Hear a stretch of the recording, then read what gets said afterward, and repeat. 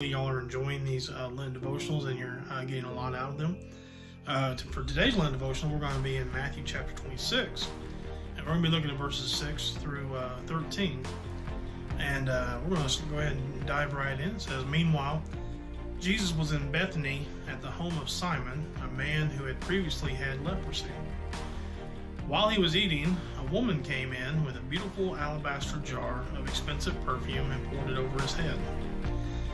The disciples were indignant when they saw this. 'What a waste,' they said. 'It could have been sold for a high price and the money given to the poor.' But Jesus was aware of this and replied, 'Why criticize this woman for doing such a good thing to me? You will always have the poor among you. You will not always have me.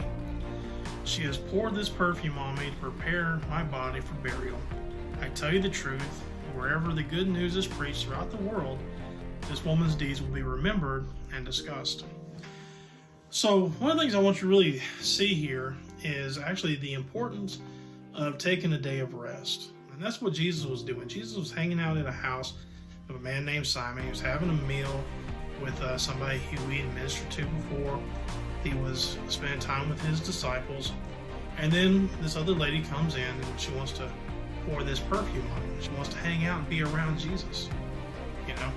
And Jesus knew, first of all, the hearts of the other disciples, especially the ones that made the argument. It was actually Judas Iscariot who made it, who was their treasurer, and he was also a thief. And the reality of what it was is Judas was more concerned about being able to get his hands on that money than anything else.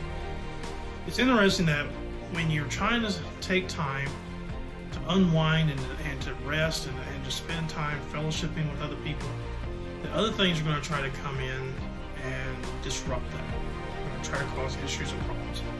You can't let that happen. You got to protect that time. It's important to have time where you just spend with God. You should spend time just relaxing, recuperating. That's why God gave us the Sabbath. He did not say it as a suggestion. He gave it as a command because he knows how the body is built. He knows you need a time to recover and recuperate. And here Jesus was doing just that. He was sitting there trying to spend time hanging out with friends and just not having to do any traveling, not having to do any work or ministry or anything else, which in reality actually he was ministering to them, but he was just wanting to hang out with folks, you know, spend time and have fun and a little bit of fellowship and eat a meal, you know, no big deal. And he points out here, if you're really that concerned about this work that needs to be done, ministering to the poor and those kind of things, you're going to always have those with you, but you won't always have me. Spend the time with me that you can when you can. In the same way, I encourage you, make time to spend with God.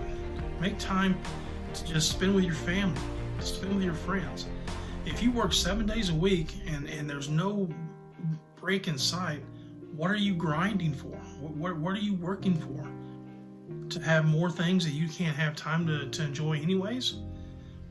Life is too short and too fragile and too precious for us to sit there and just work ourselves into an early grave. Folks, listen to what God says. Take time to have a Sabbath. Take time to rest and to enjoy life, to enjoy your family and your friends and your church family, and to spend time hanging out with people, investing in people. Let me tell you, there's no greater investment that you can do than to invest in people. Whatever you're working for does not compare to spending time and investing in God's people. I encourage you during this Lent time to really challenge yourself to make having a day off that is just a day of rest. That's not a day to go and fill up with other honey-do stuff around the house either. Just a day of rest, relaxation, recuperation, and hanging out with people and fellowshipping and enjoying life. I encourage you to do that. God bless you guys, and hey, continue watching these Lent devotionals. I'm prayerfully praying over everyone that God that watches these, that God is going to work in your lives and show you something great. God bless you, and we'll see you next time.